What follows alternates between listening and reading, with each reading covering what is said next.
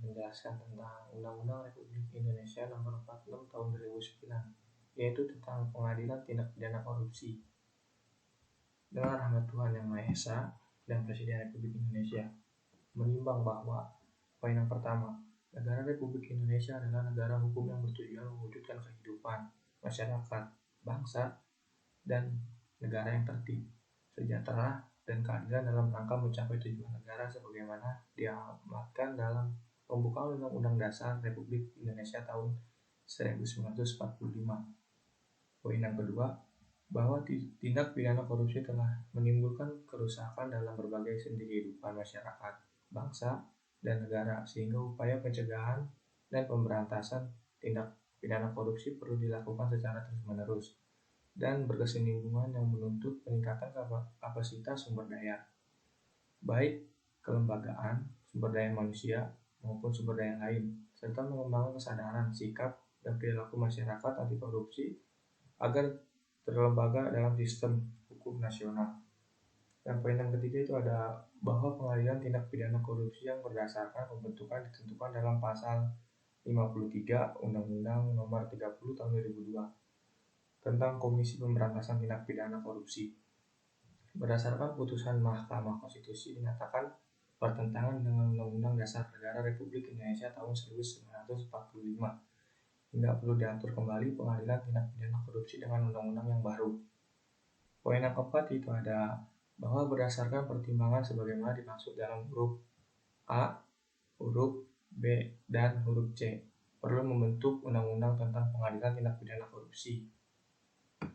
Meningkatkan. Yang pertama itu ada pasal 5 ayat 1, pasal 20, pasal 24A ayat 1 dan ayat 2, pasal 25 dan pasal 28D ayat 1 Undang-Undang Dasar Negara Republik Indonesia tahun 1945. Dan yang kedua ada Undang-Undang Nomor 8 tahun 1981 tentang hukum acara pidana lembaran negara Republik Indonesia tahun 1981 nomor 76. Tambahan lembaran negara Republik Indonesia nomor 3209. Poin yang ketiga, Undang-Undang Nomor 14 tahun 1985 tentang Mahkamah Agung. Lembaran Negara Republik Indonesia tahun 1985 nomor 73. Tambahan Lembaran Negara Republik Indonesia nomor 3316 sebagaimana telah beberapa kali diubah. Terakhir dengan Undang-Undang Nomor 3 tahun 2009 tentang perubahan kedua atas Undang-Undang Nomor 14 tahun 1985 tentang Mahkamah Agung. Lembaran Negara Republik Indonesia tahun 2009 nomor 3. Tambahan Lembaran Negara Republik Indonesia nomor 4958. Dan poin yang keempat itu ada Undang-Undang Nomor 2 tahun 1986 tentang Peradilan Umum. Lembaran Negara Republik Indonesia tahun 1986 nomor 20. Tambahan Lembaran Negara Republik Indonesia nomor 3329 sebagaimana telah diubah dengan Undang-Undang Nomor 8 tahun 2004 tentang perubahan atas Undang-Undang Nomor 2 tahun 1986 tentang Peradilan Umum. Lembaran Negara Republik Indonesia tahun 2004 nomor 34. Tambahan Lembaran Negara Republik Indonesia nomor 4379. Poin yang kelima, yaitu Undang-Undang Nomor 31 tahun 1999 tentang Pemberantasan Tindak Pidana Korupsi. Lembaran Negara Republik Indonesia tahun 1999 nomor 140.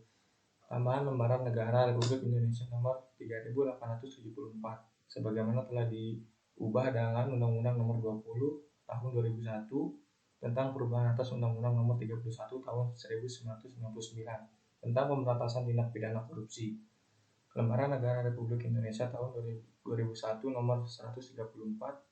Tambahan Lembaran Negara Republik Indonesia nomor 4150. Nah, poin yang keenam ada Undang-Undang Nomor 30 Tahun 2002 tentang Komisi Pemberantasan Tindak Pidana Korupsi. Lembaran Negara Republik Indonesia tahun 2002 nomor 137. Tambahan Lembaran Negara Republik Indonesia nomor 4250. Poin yang ketujuh ada Undang-Undang Nomor 4 Tahun 2004 tentang Kekuasaan Kehakiman. Lembaran Negara Republik Indonesia tahun 2004 nomor 8. Tambahan Lembaran Negara Republik Indonesia nomor 4359. Poin yang ke-8 ada Undang-Undang Nomor 16 Tahun 2004 tentang Kejaksaan Republik Indonesia. Lembaran Negara Republik Indonesia tahun 2004 Nomor 67, tambahan Lembaran Negara Republik Indonesia Nomor 4401. Nah, setelah itu ada persetujuan bersama Dewan Perwakilan Rakyat Republik Indonesia dan Presiden Republik Indonesia memutuskan bahwa Undang-Undang tentang Pengadilan Tindak Pidana Korupsi bab pertama berbunyi ketentuan umum. Dalam undang-undang ini yang dimaksud dengan satu, hakim adalah hakim karir dan hakim ad hoc. Yang kedua, hakim karir adalah hakim pada pengadilan negeri, pengadilan tinggi, dan Mahkamah Agung yang ditetapkan sebagai hakim tindak pidana korupsi. Yang ketiga itu ada hakim ad hoc, adalah seseorang yang diangkat berdasarkan persyaratan yang ditentukan dalam undang-undang ini sebagai hakim tindak pidana korupsi. Selanjutnya ada penuntut umum, adalah penuntut umum sebagaimana diatur dalam peraturan perundang-undangan. Selanjutnya bab 2, kedudukan dan tempat kedudukan. Bagian 1 yaitu kedudukan. Pengadilan tindak pidana korupsi merupakan pengadilan khusus yang berada di lingkungan peradilan umum, pasal 2. Bagian kedua, tempat kedudukan, pasal 3. Pengadilan tindak pidana korupsi berduduk di setiap ibu kota, kabupaten, kota yang daerah hukumnya meliputi daerah hukum pengadilan negeri yang bersangkutan. Pasal 4. Kasus untuk daerah kasus ibu kota Jakarta, pengadilan tindak pidana korupsi kedudukan di setiap kota madya yang daerah hukum meliputi daerah hukum pengadilan negeri yang bersangkutan. Bab ketiga yaitu kewenangan. Pasal 5, pengadilan tindak pidana korupsi merupakan satu-satunya pengadilan yang berwenang memeriksa, mengadili, dan memutuskan perkara tindak pidana korupsi. Pengadilan tindak pidana korupsi sebagaimana dimaksud dalam pasal 5 berwenang memeriksa, mengadili, dan memutus perkara.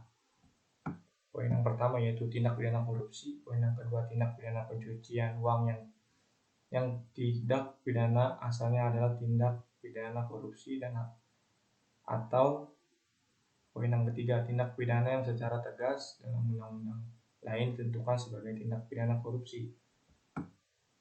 Pasal 7, pengadilan tindak pidana korupsi pada Pengadilan Negeri Jakarta Pusat juga berwenang memeriksa, mengadili, dan memutus perkara tindak pidana korupsi sebagaimana dimaksud dalam pasal 6 yang dilakukan oleh warga negara Indonesia di luar wilayah negara Republik Indonesia.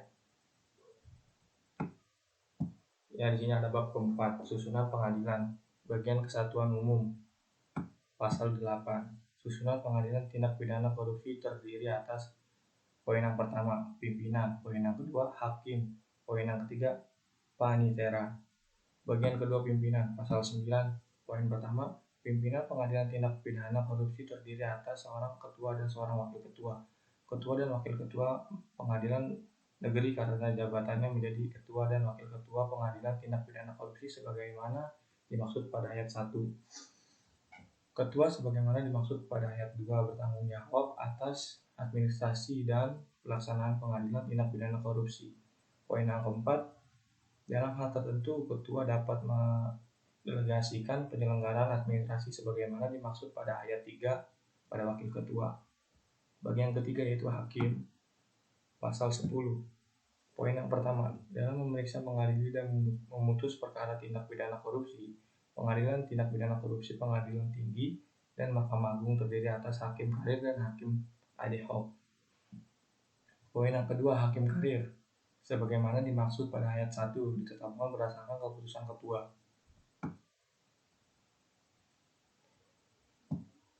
Nah, poin yang ketiga yaitu hakim karir yang ditetapkan sebagaimana dimaksud pada ayat 1 selama menangani perkara tindak pidana korupsi dibebaskan dari tugasnya untuk memeriksa, mengadili, dan memutus perkara lain. Poin yang keempat yaitu hakim ad hoc pada pengadilan tindak pidana korupsi pengadilan tinggi dan pada Mahkamah Agung sebagaimana dimaksud pada ayat 1 diangkat dan diberhentikan oleh Presiden atas usul Ketua Mahkamah Agung. Poin yang kelima, hakim ad hoc sebagai dimaksud pada ayat 4 diangkat untuk masa jabatan selama 5 tahun dan dapat diangkat kembali untuk 1 tahun kali masa jabatan.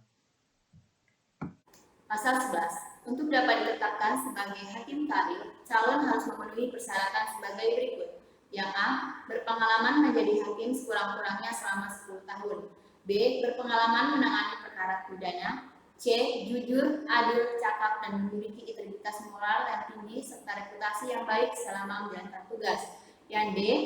Tidak pernah dijatuhi hukuman disiplin dan terlibat dalam perkara pidana.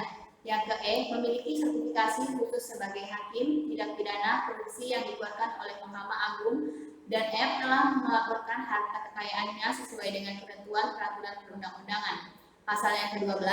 Untuk dapat diangkat sebagai hakim, AE Hots, calon harus memenuhi persyaratan sebagai berikut. Yang A. Warga negara Republik Indonesia. B. Bertakwa kepada Tuhan Yang Maha Esa. C. Sehat jasmani dan rohani. D. Berpendidikan sarjana hukum atau sarjana lain dengan berpengalaman di bidang hukum sekurang-kurangnya selama 15 tahun. Untuk hakim, S. Hots pada pengadilan tindak pidana, korupsi, dan pengadilan tinggi, dan 20 tahun untuk hakim S. Hots Mahkamah Agung. Yang ke E. Berumur sekurang-kurangnya 40 tahun pada saat proses pemilihan untuk hakim S. Hots pada pengadilan tindak pidana, korupsi, pengadilan tinggi, dan 50 tahun untuk hakim dan OS pada Mahkamah Agung.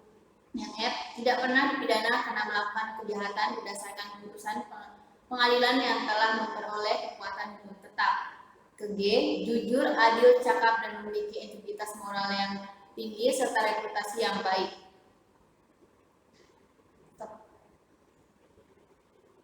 H. Tidak menjadi pengurus dan anggota partai politik. Yang I. Melaporkan harta kekayaannya. Yang J. Bersedia mengikuti pelatihan sebagai hakim tidak pidana korupsi. Dan yang K. Bersedia melepaskan jabatan struktural dan jabatan lain selama menjadi hakim ad hoc. Pasal ke-13. Yang ke-1, untuk memilih dan mengusulkan calon hakim ad hoc pada pengadilan tidak pidana korupsi dan pengadilan tinggi, Ketua Mahkamah Agung membentuk panitia seleksi yang terdiri dari unsur Mahkamah Agung dan masyarakat yang menjalankan tugasnya bersifat mandiri atau transparan. Pasal 14. Ayat pertama, sebelum memangku jabatan, hakim harus diambil sumpah atau janji menurut agama oleh A. Ketua Mahkamah Agung untuk hakim AOS pada Mahkamah Agung. Yang B. Ketua Pengadilan Tinggi untuk hakim AOS pada Pengadilan Tinggi. C. Ketua Pengadilan Negeri untuk Mahkamah AOS pada Pengadilan Tindak Pidana Korupsi. Ayat kedua, sumpah atau janji sebagai yang dimaksud pada ayat 1 berbunyi sebagai berikut. Sumpah, demi Allah yang saya bersumpah bahwa saya akan memenuhi kewajiban hakim dengan sebaik-baiknya dan seadil-adilnya, memegang teguh Undang-Undang Dasar Negara Republik Indonesia tahun 1945 dan menjalankan segala peraturan undang-undang dengan seluruh-seluruhnya menurut Undang-Undang Dasar Negara Republik Indonesia tahun 1945 serta berbakti kepada nusa dan bangsa. Janji, saya berjanji bahwa saya dengan sungguh-sungguh akan memenuhi kewajiban hakim dengan sebaik-baiknya dan seadil-adilnya, memegang teguh Undang-Undang Dasar Negara Republik Indonesia tahun 1945 dan menjalankan segala peraturan perundang-undangan dengan seluruh-seluruhnya menurut Undang-Undang Dasar Negara Republik Indonesia tahun 1945 serta berbakti kepada nusa dan bangsa. Pasal yang ke-15, hakim AOS dilarang menangkap menjadi A. Pelaksana petugas pengadilan. B. Wali, pengampu, pejabat, dan berkaitan dengan suatu perkara yang diperiksa olehnya. C. Berpimpinan atau anggota lembaga negara. D. Kepala daerah. E. Advokat. F. Notaris atau jabatan pembuat akte tanah. G. Jabatan lain yang dilarang-larang dirangkap sesuai dengan peraturan perundang-undangan atau H. Pengusaha. Pasal yang ke-16. Selain larangan sebagaimana dimaksud dalam pasal 15, hakim AOS yang memangkau jabatan struktural dan fungsional harus melepaskan jabatannya. Bagian keempat, pemberhentian di hakim. Pasal yang ke-17, hakim diberhentikan dengan hormat dari jabatan karena A. Permintaan sendiri, B. Sakit jasmani atau rohani selama 3 bulan berturut-turut yang dibuktikan dengan surat keterangan dokter, C. Terbukti tidak cakap dan menjalankan tugas, D. Telah memasuki masa pensiun bagi hakim karir, atau E. Telah sesuai masa tugasnya bagi hakim ad hoc. Pasal yang ke-18, hakim diberhentikan tidak dengan hormat karena A. Dipidana karena bersalah melakukan tindak pidana kejahatan, B. Melakukan perbuatan bercela, C. Melalaikan kewajiban dalam menjalankan tugas pekerjaannya sesuai dengan ketentuan yang berlaku, D. Melanggar sumpah atau janji jabatan, E. Melanggar ketentuan sebagaimana yang dimaksud dalam Pasal 19. Ayat pertama. Hakim sebelum diberhentikan tidak dengan hormat berdasarkan alasan sebagaimana dimaksud dalam pasal 18, diberhentikan sementara dari jabatannya oleh yang A. Ketua Mahkamah Agung untuk Hakim AOS pada Pengadilan Tindak Pidana Korupsi dengan Pengadilan Tinggi, B. Presiden atas usul Mahkamah Agung untuk Hakim AOS pada Mahkamah Agung. Ayat yang kedua, pembentukan sementara karena alasan sebagaimana dimaksud dalam pasal 18 huruf A dilakukan apabila hakim yang bersangkutan telah diletapkan sebagai tersangka. Ayat yang ketiga, pemberhentian sementara karena alasan sebagaimana dimaksud dalam pasal 18 huruf B, huruf C, huruf D, dan huruf E, berlaku paling lama 6 bulan. Ayat yang keempat, dalam hal jangka waktu sebagaimana dimaksud pada ayat 3 telah terakhir tanpa dilanjutkan dengan pemberhentian, maka pemberhentian sementara harus dicabut. Ayat 5. Hakim yang diberhentikan sementara dilarang menangani perkara. Pasal yang ke-20, tata cara pemberhentian dengan hormat, pemberhentian tidak dengan hormat, dan pemberhentian sementara serta hak-hak hakim yang dikenakan perhentian dilaksanakan sebagai dengan ketentuan peraturan perundang-undangan. Bagian kelima, hak keuangan dan administrasi hukum. Pasal 21. Ayat pertama, hakim mempunyai hak keuangan dan administratif. Yang ayat kedua, hak keuangan dan administratif sebagaimana dimaksud pada ayat 1 diberikan tanpa membedakan kedudukan hakim. Ayat yang ketiga, ketentuan lebih lanjut mengenai hak sebagaimana dimaksud pada ayat 1 diatur dengan peraturan presiden. Bagian ke-6, panitera. Pasal ke-22. Ayat 1, pada pengadilan tindak pidana korupsi dapat ditetapkan adanya kepaniteraan khusus yang dipimpin oleh seorang panitera. Ayat kedua, ketentuan mengenai susunan kapiteraan, persyaratan pengangkatan, dan pemberhentian pada jabatan kapiteraan sebagaimana dimaksud pada ayat 1 berlaku sesuai dengan ketentuan peraturan perundang-undangan. Pasal yang 23, ketentuan lebih lanjut mengenai tugas, tanggung jawab, susunan organisasi, dan tata kerja kepaniteraan khusus pengadilan tindak pidana korupsi diatur dengan peraturan Mahkamah Agung. Bab 5. Transparansi dan akuntabilitas. Pasal yang ke-24, ayat 1, setiap orang berhak memperoleh informasi dari pengadilan tindak pidana korupsi sesuai dengan ketentuan peraturan perundang-undangan. Ayat kedua, pengadilan tindak pidana korupsi menyediakan informasi yang bersifat terbuka dan dapat diakses oleh publik mengenai penyelenggaraan pengadilan tindak pidana korupsi. Ayat yang ketiga, ketentuan lebih lanjut mengenai hak dan informasi yang bersifat terbuka sebagaimana dimaksud pada ayat 1 dan ayat 2 diatur tentang peraturan Mahkamah Agung. Bab ke-6, hukum acara, bagian ke-1 umum. Pasal yang ke-25, pemeriksaan di sidang pengadilan tindak pidana korupsi dilakukan berdasarkan hukum secara pidana yang berlaku kecuali ditentukan lain dalam undang-undang ini. Pasal yang ke-26, ayat pertama, dalam memeriksa, mengadili, dan memutuskan perkara tindak pidana korupsi dilakukan dengan majelis hakim berjumlah ganjil sekurang-kurangnya 3 orang hakim dan sebanyak-banyaknya 5 orang hakim terdiri dari hakim karib dan hakim AOS. Dan ayat yang kedua, dalam hal majelis hakim sebagaimana dimaksud pada ayat 1 berjumlah 5 orang hakim maka komposisi majelis hakim adalah 3 banding 2. Dan dalam hal majelis hakim berjumlah 3 hakim maka komposisi majelis hakim adalah 2 terdiri atas 1.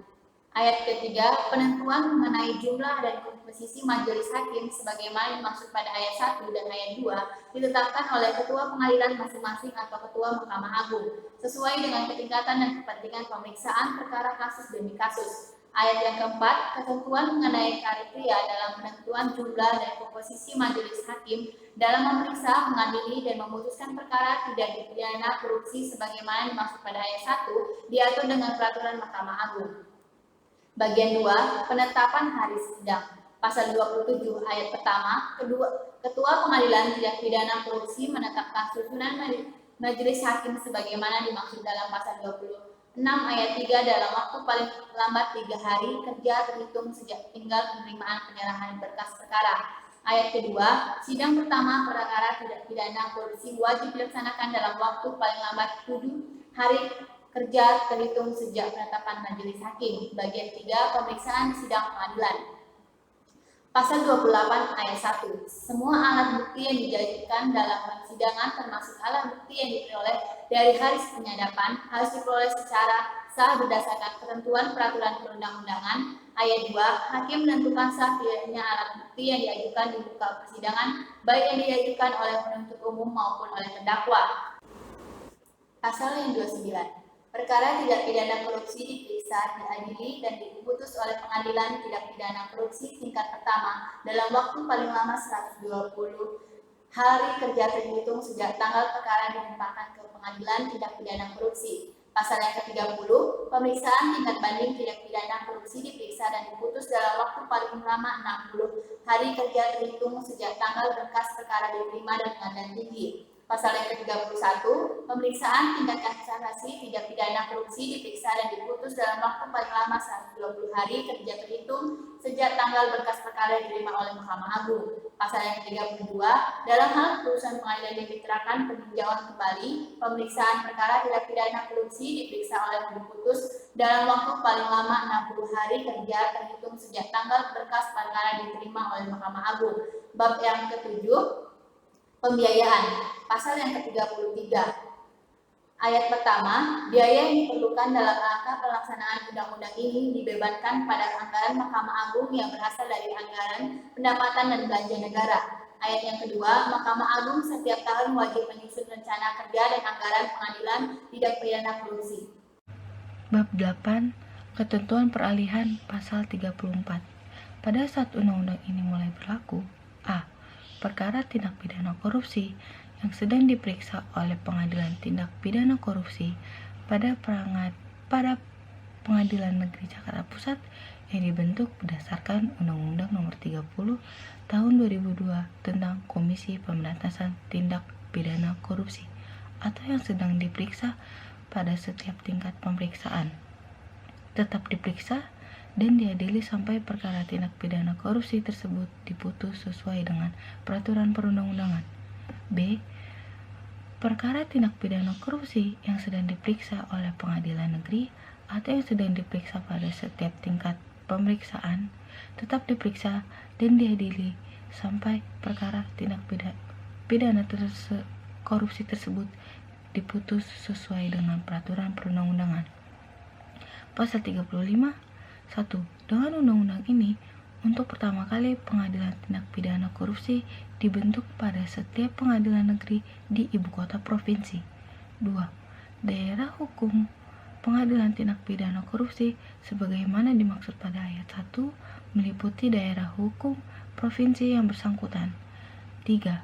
Khusus untuk daerah khusus ibu kota Jakarta, pengadilan tindak pidana korupsi dibentuk pada Pengadilan Negeri Jakarta Pusat yang daerah hukumnya meliputi daerah hukum provinsi, daerah khusus ibu kota Jakarta. 4. Pengadilan tindak pidana korupsi sebagaimana dimaksud pada ayat 1 dan ayat 3 dibentuk paling lama 2 tahun terhitung sejak undang-undang ini diundangkan. Pasal 36. Setiap terbentuknya pengadilan tindak pidana korupsi sebagaimana dimaksud dalam pasal 35, tindak pidana korupsi yang penuntutannya diajukan oleh penuntut umum diperiksa, diadili, dan diputus oleh pengadilan negeri sesuai dengan peraturan perundang-undangan. Pasal 37. Pada saat undang-undang ini mulai berlaku, Hakim ad hoc yang diangkat berdasarkan Undang-Undang Nomor 30 Tahun 2002 tentang Komisi Pemberantasan Tindak Pidana Korupsi tetap bertugas sampai dengan berakhirnya masa jabatan Hakim ad hoc yang diangkat berdasarkan undang-undang ini. Bab 9. Ketentuan penutup. Pasal 38. Dalam hal pengadilan tindak pidana korupsi sebagaimana dimaksud dalam pasal 3, pasal 4, dan atau pasal 35 tidak tersedia hakim ad hoc yang meminta keahlian yang diperlukan dalam pemeriksaan perkara. Ketua Pengadilan Negeri dapat meminta hakim ad hoc pada Ketua Pengadilan Negeri dalam daerah umum pengadilan tinggi lainnya. Pasal 39, pada saat undang-undang ini mulai berlaku, ketentuan pasal 53 sampai dengan pasal 62 dari bab 7 mengenai pemeriksaan di sidang pengadilan yang diatur dalam Undang-Undang Nomor 30 Tahun 2002 tentang Komisi Pemberantasan Tindak Pidana Korupsi atau Lembaran Negara Republik Indonesia Tahun 2002 Nomor 137. Tambahan Lembaran Negara Republik Indonesia Nomor 4250 dicabut dan dinyatakan tidak berlaku. Pasal 40 undang-undang ini mulai berlaku pada tanggal diundangkan, agar setiap orang mengetahuinya, memerintahkan pengundangan undang-undang ini dengan penempatan dalam Lembaran Negara Republik Indonesia. Disahkan di Jakarta pada tanggal 29 Oktober 2009, Presiden Republik Indonesia tanda tangan Dr. Haji Susilo Bambang Yudhoyono. Diundangkan di Jakarta pada tanggal 29 Oktober 2009, Menteri Hukum dan Hak Asasi Manusia Republik Indonesia tanda tangan Patrialis Akbar. Lembaran Negara Republik Indonesia tahun 2009 nomor 155. Penjelasan Undang-Undang Republik Indonesia nomor 46 2009 tentang Pengadilan Tindak Pidana Korupsi. 1. Umum. Tindak pidana korupsi telah menimbulkan kerusakan dalam berbagai sendi kehidupan masyarakat, bangsa, dan negara, sehingga memerlukan penanganan yang luar biasa. Selain itu, upaya pencegahan dan pemberantasan tindak pidana korupsi perlu dilakukan secara terus-menerus dan berkesinambungan, serta perlu didukung oleh berbagai sumber daya, baik sumber daya manusia maupun sumber daya lainnya seperti peningkatan kapasitas kelembagaan serta peningkatan penegakan hukum guna menumbuh kesadaran dan sikap tindak masyarakat yang anti korupsi. Pengadilan tindak pidana korupsi yang dibentuk berdasarkan ketentuan pasal 53 Undang-Undang Dasar Nomor 30 Tahun 2002 tentang Komisi Pemberantasan Tindak Korupsi berdasarkan putusan Mahkamah Konstitusi Nomor 021/10-019/PUU/4/2006 tanggal 19 Desember 2006 dinyatakan bertentangan dengan Undang-Undang Dasar Negara Republik Indonesia tahun 1945. Putusan Mahkamah Konstitusi tersebut pada dasarnya sejalan dengan Undang-Undang Nomor 4 Tahun 2004 tentang kekuasaan kehakiman yang menentukan bahwa pengadilan khususnya hanya dapat dibentuk dalam salah satu lingkungan peradilan umum yang dibentuk dengan undang-undang tersendiri. Berdasarkan hal tersebut, perlu pengaturan mengenai pengadilan tindak pidana korupsi dalam suatu undang-undang tersendiri. Pengadilan tindak pidana korupsi ini merupakan pengadilan khusus yang berada di lingkungan peradilan umum dan pengadilan satu-satunya yang memiliki kewenangan mengadili perkara tindak pidana korupsi yang penuntutannya dilakukan oleh penuntut umum. Pengadilan tindak pidana korupsi akan dibentuk di setiap ibu kota, kabupaten atau kota yang dilaksanakan secara bertahap mengingat ketersediaan sarana dan prasarana. Namun, untuk pertama kali berdasarkan undang-undang ini, pembentukan pengadilan tindak pidana korupsi dilakukan pada setiap ibu kota provinsi. Dalam undang-undang ini diatur pula mengenai hakim pengadilan tindak pidana korupsi yang terdiri dari hakim karier dan hakim ad hoc yang persyaratan pemilihan dan pengangkatannya berbeda dengan hakim pada umumnya. Keberadaan hakim ad hoc diperlukan karena keahliannya sejalan dengan kompleksitas perkara tindak pidana korupsi. baik yang menyangkut modus operandi, pembuktian, maupun luasnya cakupan tindak pidana korupsi antara lain di bidang keuangan dan perbankan, perpajakan, pasar modal, dan pengadaan barang dan jasa pemerintah. Hukum acara yang digunakan dalam pemeriksaan di sidang pengadilan tindak pidana korupsi pada dasarnya dilakukan sesuai dengan hukum acara pidana yang berlaku, kecuali ditentukan lain dalam undang-undang ini. Kekhususan hukum acara tersebut antara lain mengatur a. Penegasan pembagian tugas dan wewenang antara ketua dan wakil ketua pengadilan tindak pidana korupsi. B. Mengenai komposisi majelis hakim dalam pemeriksaan di sidang pengadilan baik pada tingkat pertama banding maupun kasasi. C. Jangka waktu penyelesaian pemeriksaan perkara tindak pidana korupsi pada setiap tingkat pemeriksaan. D. Alat bukti yang diajukan di dalam persidangan, termaksud alat bukti yang diperoleh dari hasil penyadapan harus diperoleh secara sah berdasarkan ketentuan peraturan perundang-undangan. Dan E. Adanya kepaniteraan khusus untuk pengadilan tindak pidana korupsi. Agar tidak terjadi kekosongan hukum pada saat undang-undang berlaku, diatur mengenai masa transisi atau peralihan terhadap pengadilan tindak pidana korupsi yang dibentuk berdasarkan Undang-Undang Nomor 30 Tahun 2002 tentang Komisi Pemberantasan Tindak Pidana Korupsi dan Pengadilan Tindak Pidana Korupsi yang dibentuk berdasarkan undang-undang ini, antara lain mengenai keberadaan Hakim ad hoc. Hakim ad hoc yang telah diangkat berdasarkan undang-undang sebelumnya.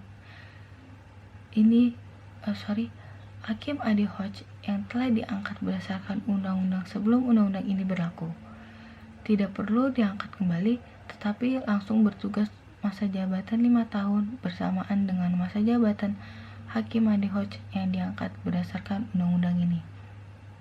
Kedua, pasal demi pasal. Pasal 1 cukup jelas. Pasal 2. Ketentuan ini mengingat ketentuan pasal 24A ayat 5 Undang-Undang Dasar Negara Republik Indonesia tahun 1945 dan pasal 15 Undang-Undang Nomor 4 Tahun 2004 tentang kekuasaan kehakiman yang menghendaki pembentukan pengadilan khusus diantara dengan undang-undang. Pasal 3 cukup jelas, pasal 4 cukup jelas, pasal 5 yang dimaksud dengan satu-satunya pengadilan adalah pengadilan yang memeriksa, mengadili, dan memutus perkara yang penuntutannya diajukan oleh penuntutan umum. Dari pasal 6 huruf A, yang dimaksud dengan tindak pidana korupsi adalah tindak pidana sebagaimana yang dimaksud dalam Undang-Undang Nomor 31 Tahun 1999 tentang pemberantasan tindak pidana korupsi sebagaimana telah diubah dengan Undang-Undang Nomor 20 Tahun 2001 tentang perubahan atas Undang-Undang Nomor 31 Tahun 1999 tentang pemberantasan tindak pidana korupsi. Yang huruf B, yang dimaksud dengan tindak pidana pencurian uang adalah tindak pidana sebagaimana yang dimaksud dalam Undang-Undang tentang tindak pidana pencurian uang. Yang dimaksud dengan tindak pidana asalnya adalah yang lazim dikenal dengan predicate crime. Lalu di huruf C cukup jelas. Lalu saya masuk ke pasal 7 cukup jelas dan pasal 8 cukup jelas. Pasal 9 ayat 1 cukup jelas, ayat 2 cukup jelas, ayat 3 cukup jelas, ayat 4 yang dimaksud dengan hal tertentu Misalnya antara lain masalah yang berkaitan dengan beban perkara atau beban tugas. Pasal 10 ayat 1 cukup jelas, ayat 2 cukup jelas, ayat 3 cukup jelas, ayat 4 berdasarkan ketentuan ini pengangkatan dan pemberhentian hakim ad hoc oleh Presiden bersifat meresmikan calon yang diusulkan oleh Ketua Mahkamah Agung. Ayat 5 cukup jelas. Pasal yang 11 huruf A cukup jelas, huruf B cukup jelas, huruf C cukup jelas, huruf D cukup jelas, huruf E dalam proses pelatihan untuk memperoleh sertifikasi khusus sebagai hakim tindak pidana korupsi, Mahkamah Agung mengikut sertakan Komisi Yudisial untuk memberikan materi ajar khususnya mengenai kode etik dan pedoman perilaku hakim. Huruf E cukup, huruf E lalu masuk ke huruf F cukup jelas. Pasal 12 huruf A cukup jelas, huruf B cukup jelas, huruf C sehat jasmani dan rohani. Dalam ketentuan ini dibuktikan dengan surat keterangan dokter dari rumah sakit pemerintahan. Huruf D yang dimaksud dengan berpengalaman di bidang hukum antara lain hukum keuangan dan perbankan, hukum administrasi, hukum pertahanan, hukum pasar modal, dan hukum pajak. Huruf E cukup jelas, huruf F cukup jelas, huruf G cukup jelas, huruf H yang dimaksud dengan pengurus partai politik, termasuk sayap partai politik. Huruf I cukup jelas. Huruf J cukup jelas, huruf K cukup jelas. Pasal 3 ayat 1 yang dimaksud dengan masyarakat antara lain tokoh masyarakat, akademisi, dan praktisi hukum. Ayat 2 cukup jelas, pasal 14 cukup jelas, pasal 15 cukup jelas. Pasal 16 pelepasan jabatan dalam ketentuan ini bersifat sementara selama menjadi hakim ad hoc.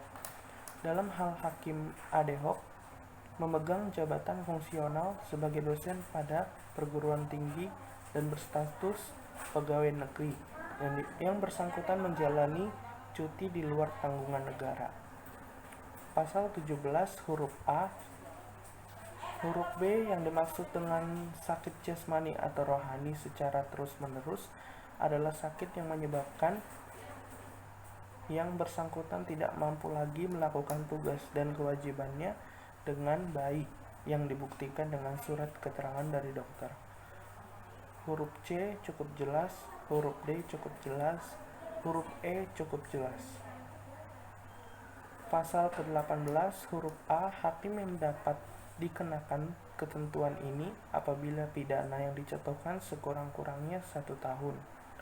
Huruf B, yang dimaksud dengan melakukan perbuatan tercela adalah apabila hakim yang bersangkutan karena sikap, perbuatan, dan tindakannya baik di dalam maupun di luar pengadilan merendahkan martabat hakim. Huruf C cukup jelas, huruf D cukup jelas, huruf E cukup jelas. Pasal 19 ayat 1 mengenai pemberhentian hakim karir dilakukan berdasarkan peraturan perundang-undangan. Ayat 2 cukup jelas, ayat 3 ketentuan jangka waktu 6 bulan yang ditentukan pada ayat ini dimaksudkan untuk menunggu hasil pemeriksaan terhadap pelanggaran tersebut. Ayat 4 cukup jelas, ayat 5 cukup jelas. Pasal 20 cukup jelas, pasal 21 cukup jelas, pasal 22 cukup jelas, pasal 23 cukup jelas.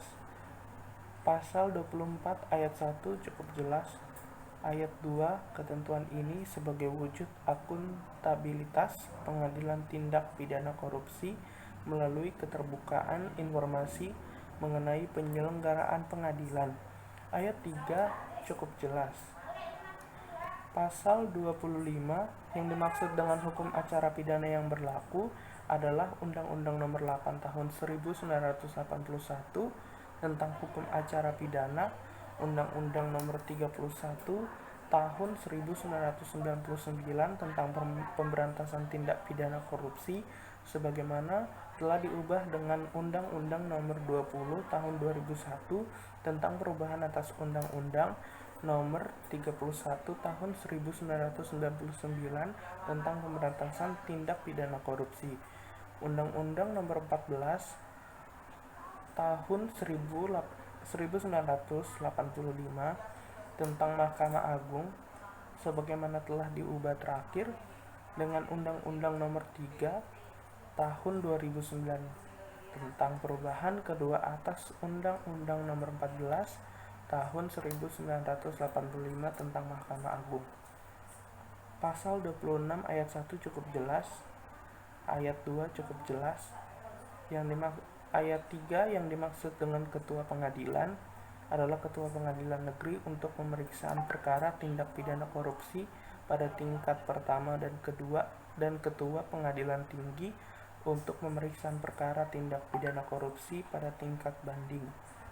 Ayat 4 cukup jelas, pasal 27 cukup jelas, pasal 28 ayat 1, penyadapan sebagai alat bukti hanya dapat dilakukan terhadap seseorang apabila ada dugaan berdasarkan laporan telah dan atau akan terjadi tindak pidana korupsi.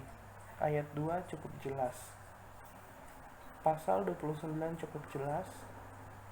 Pasal 30 cukup jelas. Pasal 31 cukup jelas. Pasal 32 cukup jelas.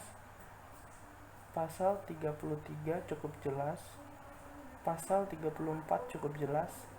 Pasal 35 cukup jelas. Pasal 36 cukup jelas. Pasal 37. Dalam ketentuan ini, hakim ad hoc yang telah diangkat berdasarkan undang-undang sebelum undang-undang ini berlaku tidak perlu diangkat kembali dan langsung bertugas untuk masa 5 tahun bersamaan dengan masa jabatan hakim ad hoc yang diangkat berdasarkan undang-undang ini. Pasal 38 cukup jelas, pasal 39 cukup jelas, dan terakhir pasal 40 cukup jelas.